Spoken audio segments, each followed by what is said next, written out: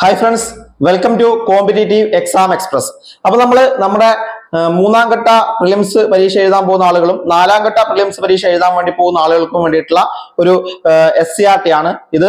ഇവർക്ക് മാത്രമല്ല, ഇനിയിപ്പം നമ്മുടെ ഡിഗ്രി പ്രിലിംസ് വരുന്നുണ്ട്, അത് കഴിഞ്ഞ് 10th മെയിൻസ് വരും, അതുപോലെ തന്നെ മറ്റേ നമ്മുടെ സെയിൽസ് മാന്റെ പരീക്ഷയുണ്ട്. അങ്ങനെ എല്ലാത്തിനും ഉപകാരപ്പെടുന്ന രീതിയിൽ, ദേവസ്വം ബോർഡ് പരീക്ഷകൾക്കൊക്കെ ഉപകാരപ്പെടുന്ന രീതിയിലുള്ള ഒരു ടോപ്പിക്കാണ് ബ്രിട്ടീഷ് ചൂഷണവും ചെറുത്ത് നിൽപ്പും എന്നാണ് ഇതിന്റെ പേര്. ബ്രിട്ടീഷ് ചൂഷണവും ചെറുത്ത് നിൽപ്പുകളും.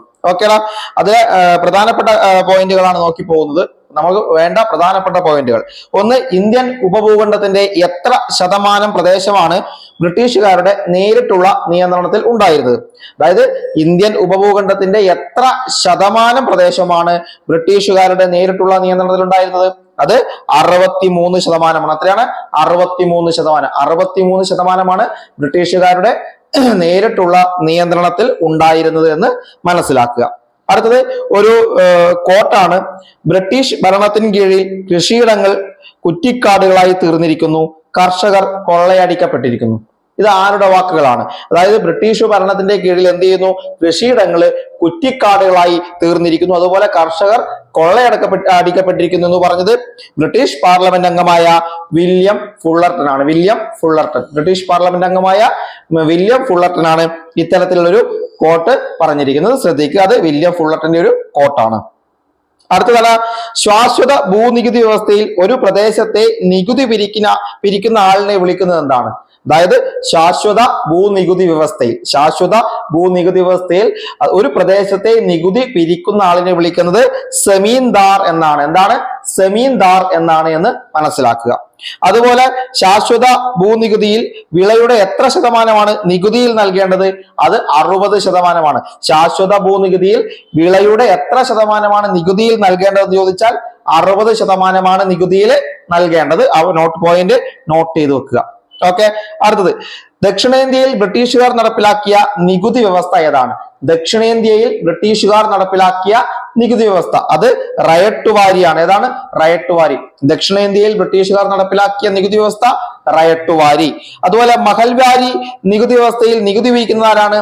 നമ്മൾ ശാശ്വത ഭൂനികുതി വ്യവസ്ഥയിൽ നികുതി പിരിക്കുന്നത് സെമീന്ദാർമാരാണെന്ന് പറഞ്ഞു. അങ്ങനെയാണെങ്കിൽ മഹൽവാരി വ്യവസ്ഥയിൽ നികുതി പിരിക്കുന്നത് അത് ഗ്രാമത്തലവന്മാരാണ്. ആരാണ്? ഗ്രാമത്തലവന്മാരാണ് എന്ന് മനസ്സിലാക്കുക. ഇനി ഒരു പോയിന്റ് നമുക്ക് ഇതിന്റെ കൂടെ എക്സ്ട്രാ ആഡ് ചെയ്ത് പഠിക്കുന്നതാണ്. ഇന്ത്യയിൽ ബ്രിട്ടീഷുകാരുടെ സാമ്രാജ്യ വികസനത്തിനും കൂടുതൽ അധീശത്വം ഉറപ്പാക്കുന്നതിനു വേണ്ടി വെല്ലസ്ലി പ്രഭു തന്റെ ഭരണകാലത്ത്, അതായത് ഈ ഡേറ്റ് പഠിച്ചേക്കുക, 1798, അതായത് മെയ് 18, 1798 മുതൽ 30 ജൂലൈ 1805 വരെ ആവിഷ്കരിച്ച പദ്ധതിയാണ് സൈനിക സഹായ വ്യവസ്ഥ. എന്താണ്? സൈനിക സഹായ വ്യവസ്ഥ. അപ്പൊ ആരാണ് സൈനിക സഹായ വ്യവസ്ഥ ആവിഷ്കരിച്ചത്?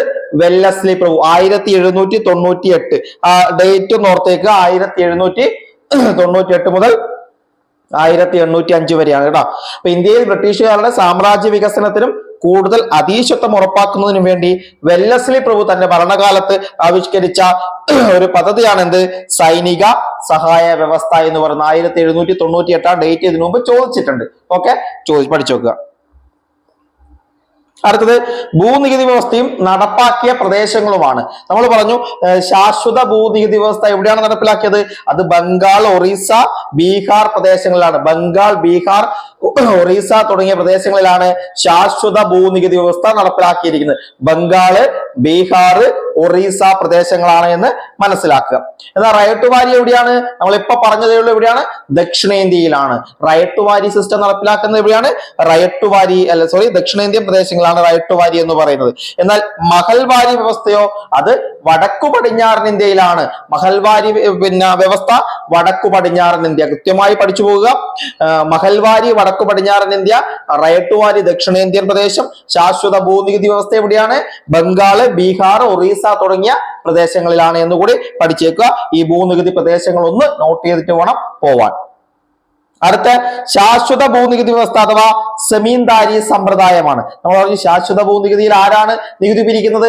സെമീന്ദാർമാരാണ്. മഹൽവാരിയിൽ ഗ്രാമത്തലവന്മാർ നമ്മൾ പറഞ്ഞു. അത് കോൺവാലിസ് പ്രഭു ഗവർണർ ജനറൽ ആയിരുന്ന കാലത്ത് നടപ്പിലാക്കിയതാണ് ശാശ്വത ഭൂനികുതി വ്യവസ്ഥ. അപ്പോ സൈനിക സഹായ വ്യവസ്ഥ ആരാണ്? അത് വെല്ലസ്ലി പ്രഭു ആണെങ്കിൽ ഈ ശാശ്വത ഭൂനികുതി വ്യവസ്ഥ ആരുടെ കാലത്ത്, അല്ലെങ്കിൽ ആര് ഗവർണർ ജനറൽ ആയിരുന്ന കാലത്ത് നടപ്പിലാക്കിയതാണ്?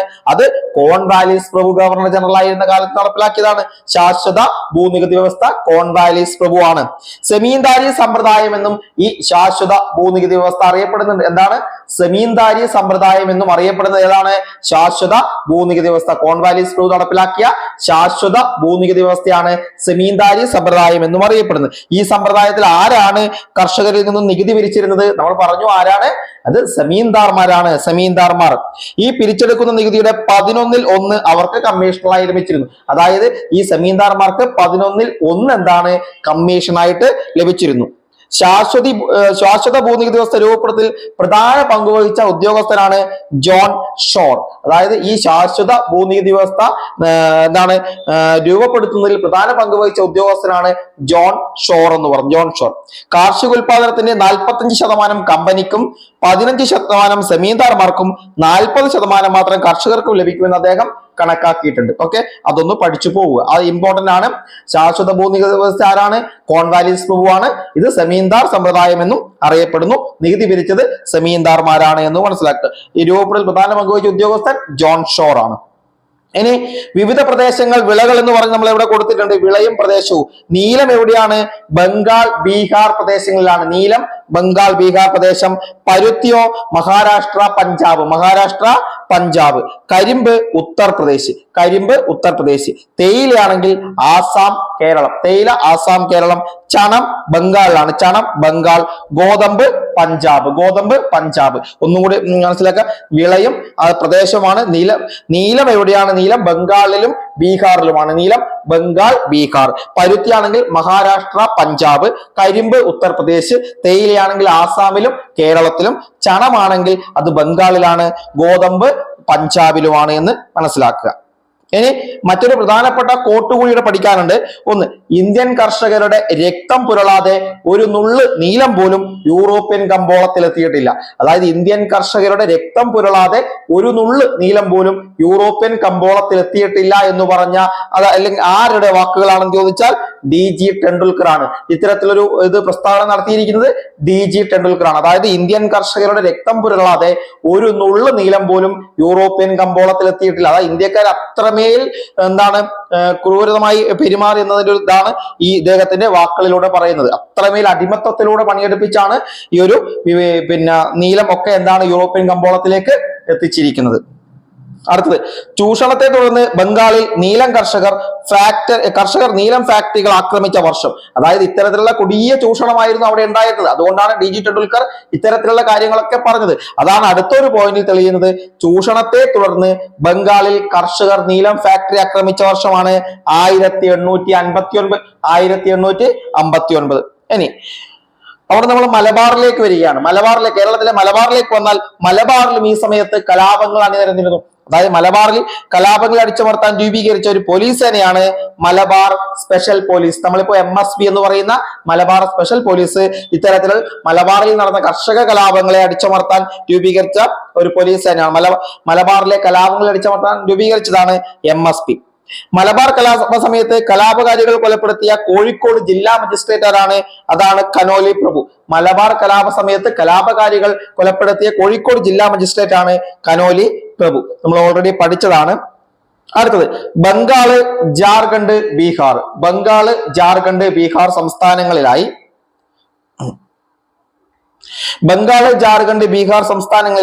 പരന്നു കിടക്കുന്ന ഏത് കുന്നിന്റെ താഴ്വരയിലാണ് ഗോത്രവംശജരായ സാന്താൾമാർ ജീവിച്ചിരുന്നത്? അത് രാജ്മഹൽ കുന്നാണ്. അപ്പൊ സാന്താൾമാരുമായി ബന്ധപ്പെട്ടാണ് രാജ്മഹൽ കുന്നുകൾ ഉള്ളത് എന്ന് മനസ്സിലാക്കുക. അതായത് ബംഗാള് ജാർഖണ്ഡ് ബീഹാർ സംസ്ഥാനങ്ങളിലായി പരന്നു കിടക്കുന്ന ഒരു കുന്നിൻ താഴ്വരയാണ് ഏത്? രാജ്മഹൽ കുന്നുകൾ എന്ന് പറയുന്നത്. ഈ രാജ്മഹൽ കുന്നുകളിലാണ് സാന്താൾമാർ ജീവിച്ചിരുന്നത്. സാന്താൾ കലാപം നടന്ന വർഷവും ചോദിക്കുന്നുണ്ട്. ഏതാണ്? 1855. ഇമ്പോർട്ടന്റ് ആണ്. സാന്താൾ കലാപം നടന്ന വർഷം 1855 ആണ്. ഈ ഒരു കലാപത്തിന് നേതൃത്വം കൊടുത്തവരാണ് സിദ്ധുവും കാനുവും. ആരൊക്കെയാണ്? സിദ്ധു, കാനു എന്നിവരാണ് സാന്താൾ കലാപത്തിന് നേതൃത്വം നേതൃത്വം കൊടുത്ത വ്യക്തികൾ എന്ന് പറയുന്നത് രാജ്മഹൽ കുന്നുകളിലാണ് ഈ ഒരു കലാപം നടന്നിരിക്കുന്നത്. ഇത് ഏതാണ്? ബംഗാൾ, ജാർഖണ്ഡ്, ബീഹാർ തുടങ്ങിയ സംസ്ഥാനങ്ങളിലായി പരന്നു കിടക്കുന്ന ഒന്നാണ് എന്ന് മനസ്സിലാക്കുക. 1855 സന്താൾ കലാപം അരങ്ങേറുന്നത്. ഇനി മറ്റൊന്നാണ് വളരെ ഇമ്പോർട്ടന്റ്, നമ്മുടെ പരീക്ഷ ഇപ്പോഴത്തെ 10th പ്രിലിംസിൽ എല്ലാ പരീക്ഷകളിലും ചോദിച്ച ഒരു ചോദ്യമാണ്. വയനാട്ടിലെ ഗോത്ര ജനതയായ കുറിച്യരും കുറുമ്പരും ബ്രിട്ടീഷുകാർക്കെതിരെ കലാപം നടത്തിയ വർഷം 1812. അതാണ് കുറിച്യ കലാപം എന്ന് പറയും നമ്മൾ. കുറിച്യ കലാപം നടന്ന വർഷം 1812. ഇമ്പോർട്ടന്റ് ആയി ഓർത്ത് വെക്കുക. ആരാണ് ബ്രിട്ടീഷുകാർക്കെതിരെ കലാപം നടത്തിയത്? വയനാട്ടിലെ ഗോത്ര ജനതയായ കുറിച്യരും കുറുമ്പരും. അറിയാണ്, കുറുമ്പരും കുറിച്യരുമാണ് ഇത്തരത്തിലൊരു സമരം 1812 നടത്തിയത്. ഈ കുറിച്യ കലാപത്തിന് നേതൃത്വം നൽകിയത് രാമൻ നമ്പി അല്ലെങ്കിൽ രാമനമ്പി. രണ്ടു പേരുകളും ഇവിടെ ഇമ്പോർട്ടന്റ് ആണ്. അതായത് രണ്ടും ഒരാളാണ്. രാമൻ നമ്പി എന്നും വിളിക്കാറുണ്ട്, അദ്ദേഹത്തെ രാമനമ്പി എന്നും വിശേഷിപ്പിക്കാറുണ്ട് എന്ന് നിങ്ങൾ മനസ്സിലാക്കുക. ഈ രണ്ടു പേരുകളും ഒന്നാണ്. രാമനമ്പി എന്ന് കണ്ടാലും രാമൻ നമ്പി എന്ന് കണ്ടാലും ഒന്നാണ് എന്ന് നിങ്ങൾ മനസ്സിലാക്കി വെച്ച് പഠിച്ചു പോകണം. ഇദ്ദേഹമാണ് ഈ ഒരു കലാപത്തിന് നേതൃത്വം നൽകിയ വ്യക്തി എന്ന് പറയുന്നത്. ഈ ഒരു കലാപ സമയത്ത്, ഈ കുറിച്യ കലാപ സമയത്ത് തലശ്ശേരിയിലെ സബ് കളക്ടർ ആരായിരുന്നു? അത് TH ബേബർ ആണ്. TH ബേബർ. ഈ ഒരു കുറിച്യ കലാപ സമയത്ത് തലശ്ശേരിയിലെ സബ് കളക്ടർ ആരായിരുന്നു എന്ന് ചോദിച്ചാൽ TH ബേബർ ആണ്. ഇനി എന്തായിരുന്നു കുറിച്യ കലാപത്തിന്റെ പ്രധാന കാരണം? അത് മലബാറിൽ ബ്രിട്ടീഷ് ഈസ്റ്റ് ഇന്ത്യ കമ്പനി നടപ്പിലാക്കിയ ജനവിരുദ്ധ നികുതി നയങ്ങളായിരുന്നു. അതായത് ബ്രിട്ടീഷ് ഈസ്റ്റ് ഇന്ത്യ കമ്പനി മലബാറിൽ നടപ്പിലാക്കിയ എന്താണ്? ജനവിരുദ്ധ നികുതി നയങ്ങളായിരുന്നു കുറിച്യ കലാപത്തിന്റെ പ്രധാന കാരണം. കഴിഞ്ഞ 2 പരീക്ഷകളിലും വളരെയധികം ചോദ്യങ്ങൾ, ഈ 2 പരീക്ഷകളിൽ മാത്രം 4 ചോദ്യങ്ങൾ കടന്നു വന്ന ഒരു ഏരിയയാണ്. ഒന്നാം ഘട്ടത്തിൽ തന്നെ 3 ചോദ്യമാണ് നമ്മുടെ കുറിച്യ കലാപവുമായി ബന്ധപ്പെട്ട ചോദ്യ പേപ്പറിൽ ഉണ്ടായിരുന്നത്. രണ്ടാമത്തതിൽ ഒരു ചോദ്യവും. അതുകൊണ്ട് വളരെ വ്യക്തമായി പഠിച്ചു വെക്കണം. ബ്രിട്ടീഷ് നികുതി നയങ്ങളായിരുന്നു, ജനവിരുദ്ധ നികുതി നയങ്ങളായിരുന്നു പ്രധാന കാരണം എന്ന് പറയുന്നത്. പ്രധാന നേതാവ് രാമനമ്പി അല്ലെങ്കിൽ രാമൻ നമ്പി. ഇനി ഈ ഒരു കോട്ട് ചിലപ്പോൾ അടുത്ത പരീക്ഷയിൽ ചോദിക്കാം, ഓർത്ത് വെച്ചേക്കുക. 1 മാസം കൂടി പിടിച്ചു നിൽക്കാൻ കലാപകാരികൾക്ക് കഴിയുമായിരുന്നെങ്കിൽ, 1 മാസം കൂടി പിടിച്ചു നിൽക്കാൻ കലാപകാരികൾക്ക് കഴിയുമായിരുന്നെങ്കിൽ രാജ്യം അവരുടെ നിയന്ത്രണത്തിലായേനെ. ഇങ്ങനെ കുറിച്യ കലാപത്തെ കുറിച്ച് പ്രതികരിച്ചത് തലശ്ശേരിയിലെ സബ് കളക്ടർ ആയിരുന്ന TH ബേബർ ആണ്. TH ബേബർ ആണ്. അതായത് 1 മാസം കൂടി പിടിച്ചു നിൽക്കാൻ കലാപകാരികൾക്ക് കഴിയുമായിരുന്നെങ്കിൽ രാജ്യം തന്നെ അവരുടെ നിയന്ത്രണത്തിലായേനെ എന്ന് അഭിപ്രായപ്പെട്ട ആളാണ് നമ്മുടെ TH ബേബർ. ഇനി മറ്റൊരു പോയിന്റ് ആണ്, ഇന്ത്യയുടെ വാണിജ്യ ചരിത്രത്തിൽ ഇതുപോലൊരു ദുരിതം കാണാനില്ല. ഇന്ത്യയുടെ വാണിജ്യ ചരിത്രത്തിൽ ഇതുപോലൊരു ദുരിതം കാണാനില്ല. പരുത്തി നെയ്ത്തുകാരുടെ എല്ലുകൾ ഇന്ത്യൻ സമതലങ്ങളെ വെളുപ്പിക്കുന്നു. പരുത്തി നെയ്ത്തുകാരുടെ എല്ലുകൾ എന്ത് ചെയ്യുന്നു? ഇന്ത്യൻ സമതലങ്ങളെ വെളുപ്പിക്കുന്നു. ഇങ്ങനെ ഇന്ത്യൻ തുണി വ്യവസായത്തിന്റെ തകർച്ചയോട് ഇത്തരത്തിൽ പ്രതികരിച്ചത് വില്യം ബെന്റിക് ആണ്. William Bentinck. അതായത് ഇന്ത്യയുടെ വാണിജ്യ ചരിത്രത്തിൽ തന്നെ ഇതുപോലൊരു ദുരിതം കാണാനില്ല. കാരണം അത്രയേറെ കൊടിയ പീഡനങ്ങളും ചൂഷണങ്ങളുമാണ് അവിടെ ഇറങ്ങിയത്. പരുത്തി നെയ്ത്തുകാരുടെ എല്ലുകൾ ഇന്ത്യൻ സമതലങ്ങളെ വെളുപ്പിക്കുന്നു വെച്ചാൽ അവർ അത്രത്തോളം അതൊരു ദുഷിച്ച അവസ്ഥയാണ് അവിടെ പറയുന്നത്. ഇങ്ങനെ തുണി വ്യവസായത്തിന്റെ തകർച്ചയോട് പ്രതികരിച്ച ആളാണ് വില്യം ബെന്റിക് എന്ന് പറയുന്നത്. William Bentinck. അതുപോലെ തന്നെ ജർമ്മൻ സാമ്പത്തിക ചരിത്രകാരൻ ജർഗൻ കുസിയാസ്കി പറയുന്ന ഒരു കോട്ട് കൂടിയുണ്ട്.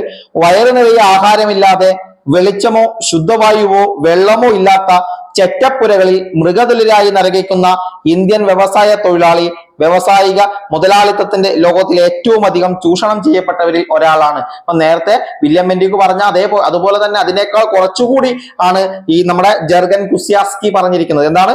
വയറ് നിറയെ ആഹാരമില്ലാതെ, വെളിച്ചമോ ശുദ്ധവായുവോ വെള്ളമോ ഇല്ലാത്ത ചെറ്റപ്പുരകളിൽ മൃഗതുല്യരായി നരകിക്കുന്ന ഇന്ത്യൻ വ്യവസായ തൊഴിലാളി വ്യാവസായിക മുതലാളിത്തത്തിന്റെ ലോകത്തിൽ ഏറ്റവും അധികം ചൂഷണം ചെയ്യപ്പെട്ടവരിൽ ഒരാളാണെന്നാണ് പറഞ്ഞിരിക്കുന്നത്. ആരാണ്?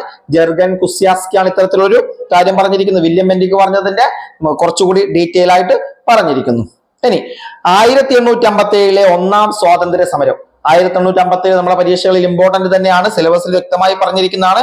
ഓർക്ക് 1857 മെയ് മാസം 11-ാം തീയതി പുലർക്കാലം വലിയൊരു ആരവം കെട്ടാണ് ഡൽഹിയിലെ ജനങ്ങൾ ഉണർന്നത്. മീററ്റിൽ നിന്നും യമുനാ നദി കടന്ന ആയുധങ്ങളുമായി ആയിരക്കണക്കിന് കലാപകാരികൾ ഡൽഹിയിലെത്തുകയാണ്. അവരിൽ ശിപായിമാർ എന്നറിയപ്പെടുന്ന ഇന്ത്യക്കാരായ പട്ടാളക്കാരും സാധാരണക്കാരും ഉണ്ടായിരുന്നു. തലേന്ന് രാത്രി മീററ്റിൽ അവർ ബ്രിട്ടീഷ് ഉദ്യോഗസ്ഥരെ വധിക്കുകയും ബ്രിട്ടീഷ് സ്ഥാപനങ്ങൾക്ക് തീയിടുകയും ചെയ്തു.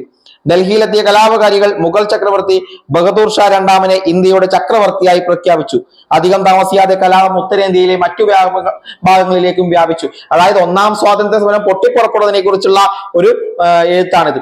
1857 മെയ് മാസം 10-ാം തീയതിയാണ് എന്ത് ഒന്നാം സ്വാതന്ത്ര്യ സമരം അല്ലെങ്കിൽ ശിപായി ലഹള എന്ന് പറയുന്ന ആ സമരം പൊട്ടിപ്പുറപ്പെടുന്നത്. ശിപായി ലഹള അല്ലെങ്കിൽ നമ്മൾ ഒന്നാം സ്വാതന്ത്ര്യ സമരം എന്ന് വിശേഷിപ്പിക്കുന്ന ഈ ഒരു സമരം പൊട്ടിപ്പുറപ്പെടുന്നത് 1857 മെയ് 10-നാണ്. അതായത് അവിടുത്തെ ശിപായിമാരൊക്കെ ഉദ്യോഗസ്ഥരെ ബ്രിട്ടീഷ് സ്ഥാപനങ്ങൾ തീയിടുകയും അവരെ വധിക്കുകയൊക്കെ ചെയ്തു. തുടർന്ന് ഡൽഹിയിലെത്തിയ കലാപകാരികൾ എന്ത് ചെയ്തു? ബഹദൂർ ഷാ രണ്ടാമൻ അല്ലെങ്കിൽ ബഹദൂർ ഷാ സഫറിനെ എന്ത് ചെയ്തു? ഇന്ത്യയുടെ ചക്രവർത്തിയായി പ്രഖ്യാപിച്ചു. അങ്ങനെ ആ കലാപം മറ്റിടങ്ങളിലേക്ക് വ്യാപിച്ചു എന്നാണ്. അത് വിശദമായി നമ്മൾ ഓൾറെഡി ഡിസ്കസ് ചെയ്തിട്ടുണ്ട്, പഠിച്ചു പോവുക. ഇനി ഒന്നാം സ്വാതന്ത്ര്യ സമരത്തിന് കാരണമായി തീർന്ന തോക്കിന്റെ പേര് ചോദിച്ചാൽ അത് എൻഫീൽഡ് തോക്കാണ്. ഏതാണ്? എൻഫീൽഡ് തോക്കാണ് എന്ന് മനസ്സിലാക്കുക. ഇനി ഒന്നാം സ്വാതന്ത്ര്യ സമരത്തിലെ ആദ്യത്തെ രക്തസാക്ഷിയായ മംഗൾ പാണ്ഡെ ഏതു പ്രദേശത്തെ സൈനികനായിരുന്നു? അത് ബരക്പൂറിലെ ബംഗാളിലുള്ള ബാരക്പൂരിലെ സൈനികരായിരുന്നു മംഗൾ പാണ്ഡെ എന്ന് പറഞ്ഞോർത്ത്. ഒന്നാം സ്വാതന്ത്ര്യ സമരത്തിലെ ആദ്യത്തെ രക്തസാക്ഷി ആരാണ്? അത് മംഗൾ പാണ്ഡെയാണ്. ഒന്നാം സ്വാതന്ത്ര്യ സമരത്തിലെ ആദ്യ രക്തസാക്ഷിയാണ് മംഗൾ പാണ്ഡെ. അദ്ദേഹം ഏതു പ്രദേശത്തെ സൈനികനായിരുന്നു? ബാരക്പൂരിലെ സൈനികനായിരുന്നു എന്ന് നോക്കുക. ഇനി 1857 ഒന്നാം സ്വാതന്ത്ര്യ സമരത്തിന്റെ പ്രദേശം നേതാക്കൾ. 1857 ഒന്നാം സ്വാതന്ത്ര്യ സമരം പ്രദേശവും നേതാക്കളുമാണ്. ഡൽഹിയിൽ ആരാണ്? ബഹദൂർ ഷാ രണ്ടാമനാണ്. ഡൽഹിയിൽ ബഹദൂർ ഷാ രണ്ടാമൻ.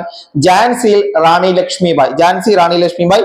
ലക്നൌവിൽ ബീഗം ഹസ്രത് മഹൽ ആണ്. ആരാണ്? ബീഗം ഹസ്രത് മഹൽ. ഓർത്തു വെക്കുക, ചോദിക്കാൻ സാധ്യത കൂടി ഒന്നാണ് ലക്നൗ ബീഗം ഹസ്രത് മഹൽ. കാൺപൂരിലെ നാനാ സാഹിബും താന്തിയ തോപ്പിയും. നാനാ സാഹിബും താന്തിയ തോപ്പിയും. ഫൈസാബാദിലെ മൗലവി അഹമ്മദുള്ള. ഫൈസാബാദ് മൗലവി അഹമ്മദുള്ള. ഒന്നുകൂടി പഠിച്ചേക്കുക. ഡൽഹി ബഹദൂർ ഷാ രണ്ടാമനും, ഝാൻസിയിൽ റാണി ലക്ഷ്മിബായിയും, ലക്നൌവിലെ ബീഗം ഹസ്രത് മഹലും, കാൺപൂർ നാനാ സാഹിബും താന്തിയ തോപ്പിയും, ഫൈസാബാദ് മൗലവി അഹമ്മദുള്ളയുമാണ് എന്ന് ഈ ടെക്സ്റ്റ് ബുക്കിലെ കാര്യമാണ്. അത് കൃത്യമായി പഠിച്ചു പോവുക. ഇതിൽ നിന്ന് ചിലപ്പോൾ ചോദ്യം കടന്നു വന്നേക്കാം. അടുത്തത് ഇന്ത്യൻ നാഷണൽ കോൺഗ്രസ് രൂപീകരിച്ച വർഷമാണ് 1885. 1885. കൃത്യമായി നമ്മൾ INC-യുമായി ബന്ധപ്പെട്ട ഒരു ക്യൂസ് നമ്മൾ ചെയ്തിട്ടുണ്ട്. ഒന്നാം ഭാഗം നമ്മൾ വളരെ വ്യക്തമായി ചെയ്തിട്ടുണ്ട്. രണ്ടാം ഭാഗം അടുത്ത ദിവസം തന്നെ നമ്മൾ തിങ്കളാഴ്ച നമ്മൾ നൽകുന്നതായിരിക്കും. ഓക്കെ.